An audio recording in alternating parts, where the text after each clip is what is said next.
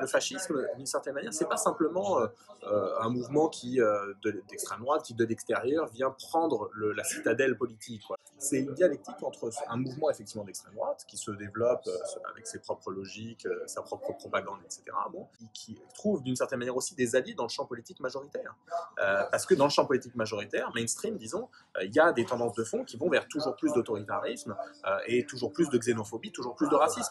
Je pense que la montée de ce que j'appelle dans le livre le danger fasciste, c'est la conjonction entre une crise politique du système capitaliste qui s'est approfondie au fil des dernières décennies et d'une crise très profonde également de l'alternative de gauche. Je dirais que la crise du capitalisme, la crise politique du capitalisme, elle s'explique par les politiques néolibérales, hein, de destruction du code du travail, de privatisation, etc., bon, qui permettent de relancer la machine à accumuler des profits et du capital. Ces politiques, elles ont eu pour effet de détruire en fait les compromis sociaux et politiques qui s'étaient construits à l'après-guerre, jusqu'à la situation qu'on connaît actuellement avec en fait une sécession, je dirais, d'une grande partie de la population vis-à-vis des institutions politiques et vis-à-vis des partis politiques dominants. Dans le même temps, le néolibéralisme a à la fois, je dirais, colonisé une partie de la gauche, notamment le Parti socialiste. Il n'y a pas eu l'émergence à la hauteur, disons, du défi qui était posé d'une alternative de gauche. Mais je dirais que c'est pas du tout fatal. Hein. Il y a des choses qui sont en cours dans toute une série de pays, y compris en France. Hein. Le Parti socialiste, qui était quand même le principal parti de gauche à partir des années 80, hein, qui a supplanté le Parti communiste à la fin des années 70, a non seulement renoncé sur le plan économique et social de la rupture avec le capitalisme, qui était le projet du PS. Celui qui n'est pas pour la rupture avec le capitalisme, celui-là ne peut pas être socialiste, c'est les mots de Mitterrand. Mais le Parti socialiste, dès la deuxième moitié des années 80, rompt également sur le plan, par exemple, de l'immigration, en termes de pratiques gouvernementales. Et c'est même en réalité plus important, puisque dès la deuxième moitié des années 80, dès 88 notamment, le PS expulse à tour de bras dans une logique qui est celle de la droite, hein, et de l'extrême droite, qui consiste à dire l'immigration et les immigrés sont un problème. Et ils ont aussi renoncé, par exemple, sur la question sécuritaire. Hein. Dans fin des années 90, ils actent d'une certaine manière leur conversion également à l'option hyper sécuritaire qui s'impose en France dans ces années-là. L'usage de plus en plus fréquent de mesures expéditives pour gouverner, le 49.3, les ordonnances, s'asseoir sur le vote des populations quand on estime que les populations n'ont pas bien voté, comme au moment du traité constitutionnel européen, par exemple. La caricature de ça, c'est les 5 ans qu'on a vécu et subi du gouvernement Hollande, Valls et Macron.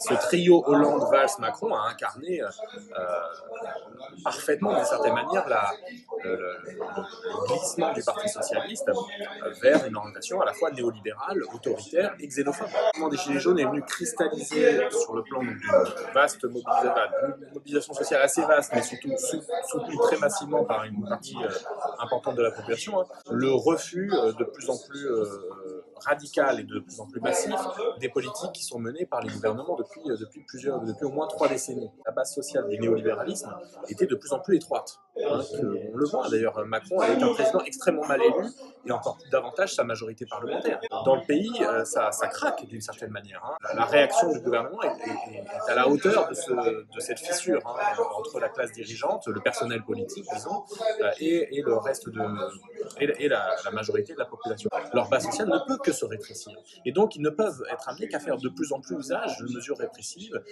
tabasser de plus en plus, nasser de plus en plus, interdire de plus en plus de manifestations, faire de plus en plus de perquisitions administratives, d'assignations à résidence. Je crois, par exemple, que la déclaration qui avait paru peut-être anodine de Luc Ferry disant maintenant il va falloir penser à tirer à balles réelles sur les manifestants, ça dit quelque chose qui se passe du côté des classes dominantes, hein, où on se dit là ça va trop loin d'une certaine manière, il va falloir qu'on passe un cap en matière de répression, et je pense que malheureusement ça annonce une accélération autoritaire encore à venir. Hein. Donc là le problème c'est qu'est en train de se mettre en place d'une certaine manière une hégémonie en partie alternative à l'hégémonie de ce que j'appelle l'extrême centre néolibéral dans le livre, mais une hégémonie en gros sur la base de l'extrême droite, hein, qui n'est pas du tout anti-libérale, pas du tout anti-capitaliste, mais qui est de manière forcenée, en réalité qui maintiendra les structures du néolibéralisme, mais qui ira beaucoup plus loin dans l'autoritarisme, dans la xénophobie, dans le racisme.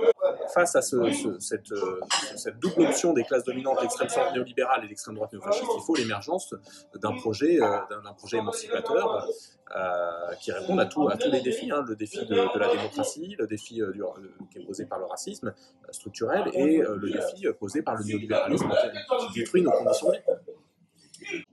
La première chose qu'il faut dire, c'est que dans la crise politique du capitalisme, dans ce que dans le livre j'appelle la crise d'hégémonie, c'est-à-dire la crise de la capacité de la classe dominante à obtenir l'adhésion de la majorité de la population aux politiques qui sont menées, en fait, ça ouvre des brèches à la fois pour le pire et pour le meilleur, pour l'extrême droite néo-fasciste, mais aussi potentiellement pour un projet émancipateur de gauche, gauche, disons, fidèle à la tradition émancipatrice à gauche, anticapitaliste, etc.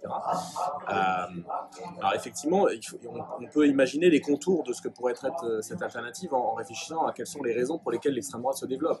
Il faut poser la question notamment de la démocratie, de la conquête, je dirais, d'une démocratie réelle, ce qui implique à la fois une démocratisation des institutions politiques.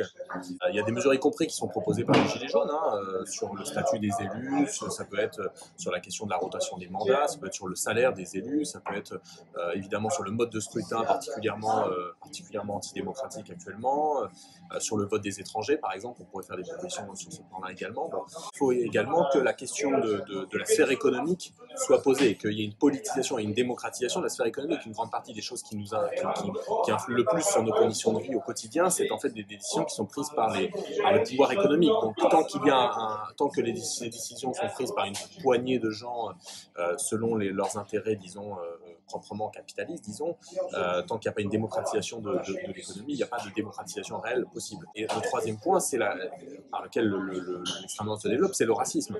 La lutte antiraciste, on le sait, ne peut pas aujourd'hui simplement se contenter de faire la critique des petites phrases de Morano, de Le Pen, etc., ou de Zemmour.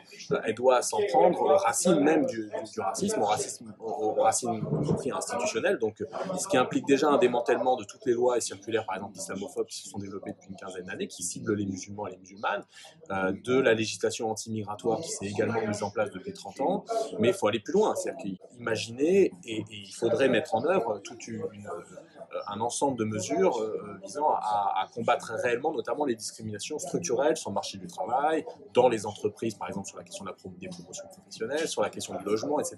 Or, en réalité, rien n'est fait aujourd'hui. Rien n'est fait. Il n'y a pas de débat public dans la société française sur ces questions-là, en réalité, de discrimination raciste structurelle.